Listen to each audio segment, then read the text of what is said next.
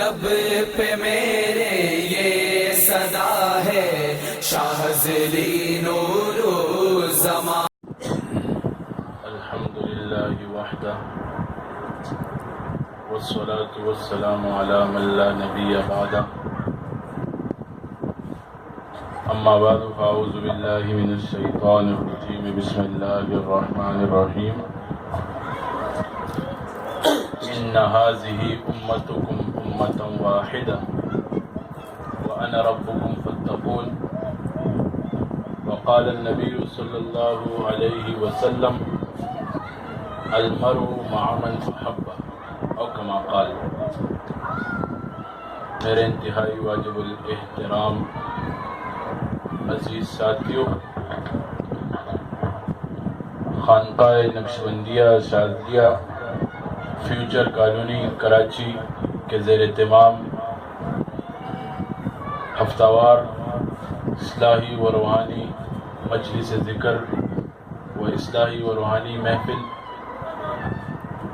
مولانا علی شیر نقشبندی شاذلی صاحب دامت برکاتہم العالیہ، حضرت مولانا عمر مجاہد نقشبندی شاذلی دامت برکاتہم العالیہ اور جتنے احباب تشریف لائے ہیں، میں ان کا بے حد مشکور ہوں کہ انہوں نے مجھے عزت بخشی. میں اس عزت کے قابل نہیں تھا، بس حضرت صاحب کا ایک فیض ہے کہ آپ لوگوں نے مجھے عزت بخشی. اللہ آپ لوگوں کو بہت خوشیاں نصیب فرمائے. اللہ اس خانقاہ کو اپنی ذاتی وسیع جگہ نصیب فرمائے، اور اللہ تبارک و تعالیٰ آپ سے بھی راضی ہو جائے، مجھ سے بھی راضی ہو جائے. میرے بھائیو دوستو، انسان کی زندگی کا ایک مقصد ہے کہ وہ کس مقصد سے اس زندگی میں جنم لیتا ہے. جب بچہ اسکول میں ہوتا ہے تو اس سے استاد پوچھتا ہے کہ آپ بڑے ہو کر کیا بنو گے، تو ماں باپ نے بچوں کا ذہن بنایا ہوتا ہے. ایک بچہ کہتا ہے میں حافظ بنوں گا، کوئی کہتا ہے جس کا گھر دیندار ہوتا ہے، کوئی کہتا ہے میں ٹیچر بنوں گا، کوئی کہتا ہے میں فوجی بنوں گا، کوئی کہتا ہے میں پولیس بنوں گا. عام معاشرے میں آپ یہ چیز دیکھیں گے، کوئی کہتا ہے میں پائلٹ بنوں گا. تو یہ ایک سوچ لے کر چلتا ہے. تو والدین اس کی تربیت کرتے ہیں کہ تم بڑے ہو کر ڈاکٹر بنو گے، انجینئر بنو گے. لیکن افسوس کی بات یہ ہوتی ہے، کوئی بچہ، میں نے آج تک یہ نہیں سنا کہ کوئی بچہ یہ کہ میں حافظ القرآن بنوں گا. کوئی بچہ یہ نہیں کہتا کہ میں قاری بنوں گا، عالم بنوں گا. کیوں؟ کہ ہم دین سے بہت دور ہیں. آج اختلافات میں پڑے ہوئے ہیں. قرآن مجید میں کیا آتا ہے؟ ان هذه امتکم امۃ واحدہ، ایک امت بنو. نبی علیہ السلام ہمیں ایک امت چھوڑ کر گئے تھے.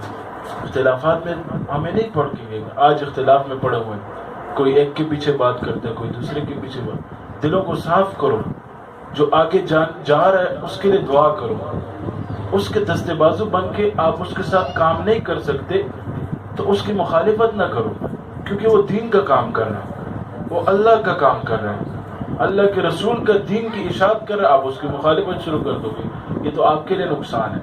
اس کے لیے تو نقصان نہیں ہے، وہ تو چل رہا ہے، لیکن اس کا دل دکھ جاتا ہے جب دوسرے تک بات پہنچتی ہے. امام غزالی رحمۃ اللہ علیہ فرمائے، ایک بندہ ان کے پاس آیا کہ آپ کو فلاں بندے نے گالی دی. تو امام غزالی رحمۃ اللہ علیہ نے اسے کہا کہ اس نے تیر چھوڑا خلا میں، اس نے تیر چھوڑا خلا میں، تو نے تیر کو پکڑا لایا میرے سینے میں گھسا دیا. مجھے کیا پتا تھا اس نے میرے پیچھے برا بولا. تو سنی سنائی باتوں پر عمل نہ کریں، اپنے بڑوں کا احترام کریں، استاذوں کی قدر کریں. آج ہم یہاں بیٹھے اپنے حضرت کی برکت سے بیٹھے، اپنے شیخ کی برکت سے بیٹھے. ان کا فیض ہے، ورنہ ہمیں کون پوچھتا تھا. ان کا فیض ہے، اللہ ہمیں چلا رہے. تو آج میں ایک جگہ گیا، بہت بڑی عظیم شخصیت سے میری ملاقات ہوئی. نہ وہ کسی تعارف کے محتاج نہیں ہے. ان سے باتوں باتوں میں ایک بات ہوئی. انہوں نے ایک بات مجھے کہی کہ عثمان، آج آپ کو جب اللہ مقام دے رہے تو اپنے شیخ سے محبت کی وجہ سے دے رہے ہیں، تو اپنے شیخ کے عاشق بن جاؤ، اپنے استاذ کے عاشق بن جاؤ.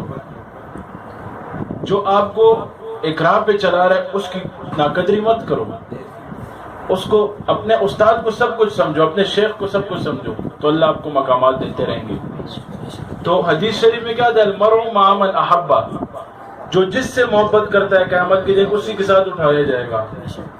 تو ہماری محبت اگر نیک لوگوں سے ہوگی، ہماری صحبت نیک لوگوں کے ساتھ ہوگی، قیامت کے دن ہم نیک لوگوں کے ساتھ اٹھائے جائیں گے۔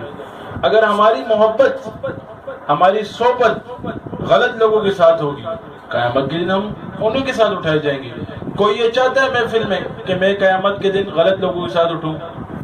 کوئی نہیں چاہتا نا، سب چاہتے ہیں ہماری آخرت اچھی ہو، سب یہ چاہتے ہیں ہماری قبر اچھی ہو۔ تو قبر اچھی ایسے نہیں ہوگی کہ بس ادھر بیٹھو کہ قبر اچھی ہو جائے، اس کے لیے محنت کرنی پڑے گی، اللہ والوں کی صحبت اختیار کرنی پڑے گی، اللہ والوں کی جوتیوں میں بیٹھنا پڑے گا، تب کدھر صحبت آپ کو، تب کدھر آپ کی آخرت اچھی ہوگی، تب کدھر آپ کو وہ ملے گی، جنت ملے گی۔ قبر کا عذاب سے ہر کوئی پناہ مانگتا ہے، لیکن پناہ ہم کام وہی کرتے ہیں جس سے قبر کا عذاب ملتا ہے، ہم کام وہی کرتے ہیں جس پہ اللہ کا رسول ناراض ہوتا ہے، ہم کام وہی کرتے ہیں جس پہ اللہ ناراض ہوتا ہے۔ آج ہم دنیا میں کیوں ڈوب چکے ہیں، کیوں مر چکے ہیں دنیا میں؟ بس دنیا دنیا دنیا۔ آخرت بھی تو ہے نا، ہمیں آخرت کی کوئی پرواہ نہیں رہتی۔ کہتے ہیں سونے سے پہلے اپنا حساب کتاب کر کے سویا کرو کہ آج دن میں نے کتنی نیکیاں کی ہیں اور کتنی برائیاں کی ہیں۔ اگر آپ کی نیکیاں گناہوں پر غالب ہیں تو وہ تھوڑے گناہ جو ہیں وہ ختم ہو جائیں گے آہستہ آہستہ۔ اگر آپ کے گناہ نیکیوں پر غالب ہیں تو آپ خسارے کی طرف چل رہے ہیں۔ ہم نے اس چیز کو سوچا ہی نہیں ہے، بس اپنی زندگی گزر رہی ہے۔ 50-60 سال کے بندے کے بعد بیٹھو کہ آپ کی زندگی کیسے گزری، ہو گئی کل کا دن تھا، میں نوجوان تھا، کل کا دن تھا، یہ الفاظ ہوتے ہیں۔ تو آج ہم دنیا میں کیوں ایسے وہ ہو چکے ہیں؟ ادھر ہمیں امتحان کے لیے بھیجا گیا ہے، ہم امتحان کے لیے آئے یہاں پہ، آج وہ امتحان ہم فیل کر رہے ہیں۔ جب بچہ کالج میں فیل ہو جاتا ہے، یونیورسٹی میں فیل ہو جاتا ہے، ایک پیپر فیل کر لیتا ہے، والدین اس کو کتنا ڈانٹتے ہیں، اس حد تک کھانا اوپر بند کر دیتے ہیں، اس کی بات وہ نہیں کرتے، سنتے نہیں ہیں کہ بس تو نے پیپر فیل کر دیا، تو نے پیپر فیل کر دیا۔ آج تو ہماری زندگی ساری خسارے کی طرف روانہ ہے۔ امتحان کی بجائے ہم کس طرف جا رہے ہیں؟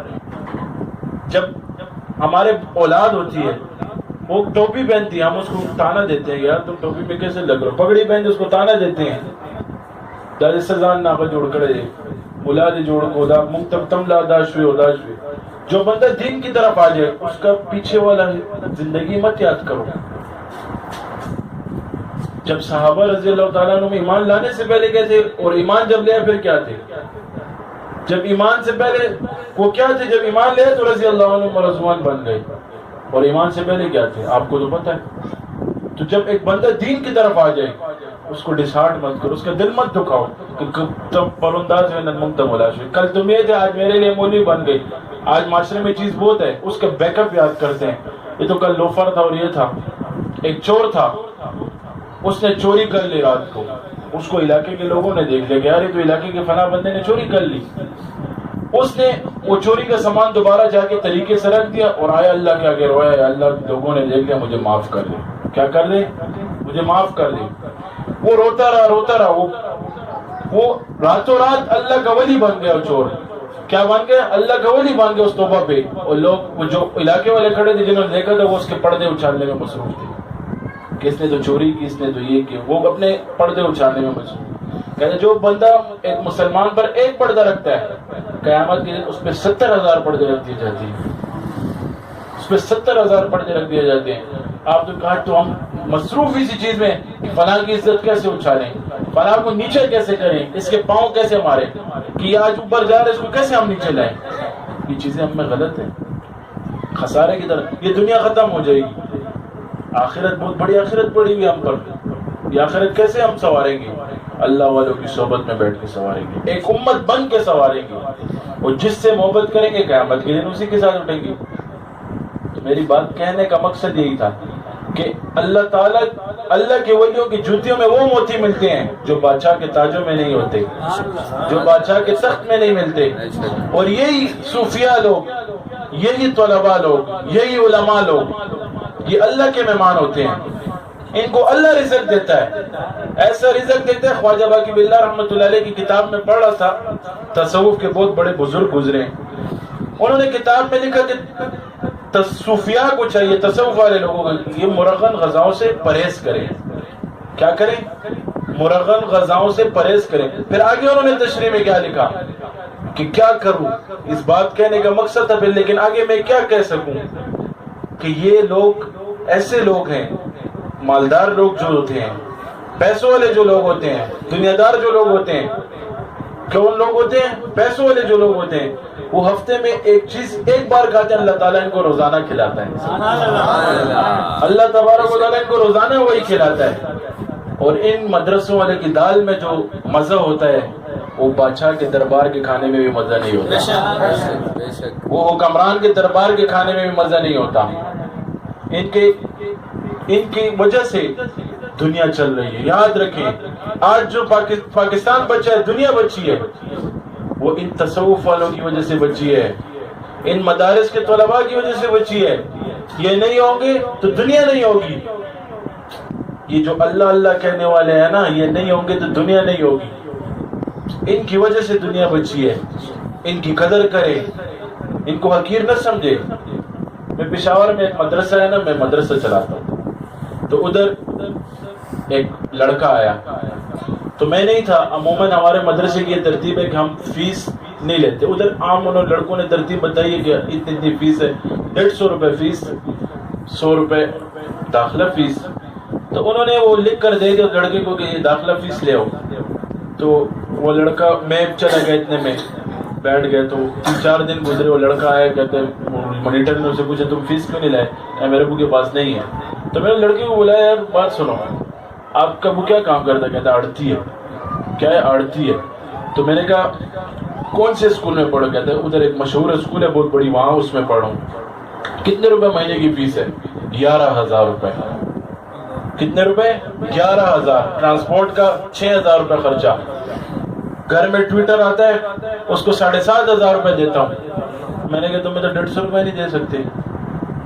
تو آج قرآن کی قدر نہیں ہے، اسی لیے تو ہم ذلیل ہیں، اسی لیے تو ہم خوار ہو رہے ہیں. اللہ کے دین کی قدر کم ہو گئی ہمارے دلوں میں، علماء کی قدر کم ہو گئی ہے، طلباء کی قدر کم ہو گئی.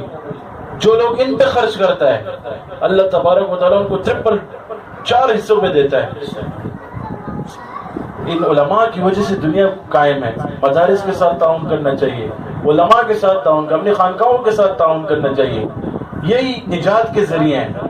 کل قیامت کے دن اللہ کو ہم یہی بتائیں گے کہ یہی نجات کا ذریعہ، میں ان کو ہی دے کر ان کے پیچھے چلیں. آپ نے خود فرمایا العلماء ورثۃ الانبیاء. آپ نے خود فرمایا انما یخشی اللہ من عبادہ العلماء، جو مجھ سے سب سے زیادہ ڈرنے والے علماء ہیں. تو ہم ان کے پیچھے ہی چل کے آئے ہیں. نکاح کا وقت ہوتا ہے، عالم کو بلاتے ہیں. کس کا وقت ہوتا ہے؟ نکاح کا وقت. جنازے کا وقت ہوتا ہے، عالم نہ ہے، جنازہ لیٹ کرتے ہیں. وزیر اعظم کے لیے جنازہ نہیں لیٹ ہو سکتا، صدر کے لیے نہیں لیٹ، لیکن عالم کے لیے جنازہ لیٹ ہو سکتا ہے کیونکہ وہ موجود نہ ہو، مصروف ہو. اتنی بڑی شان ہے عالم کی. اسی عالم کے پیچھے پھر برا بولتے ہو، اسی استاذ کے پیچھے پھر برا بولتے ہو. تو جس سے سیکھو اس کی قدر کرو، جس سے سیکھو اس کی قدر کرو، اور جو آپ کے بڑے ہیں ان سب کا احترام کرو. تو اللہ تبارک و تعالیٰ جو کہا جو سنا، اللہ تبارک و تعالیٰ اس پر عمل کرنے کی توفیق نصیب فرمائے. وآخر دعوانا الحمدللہ.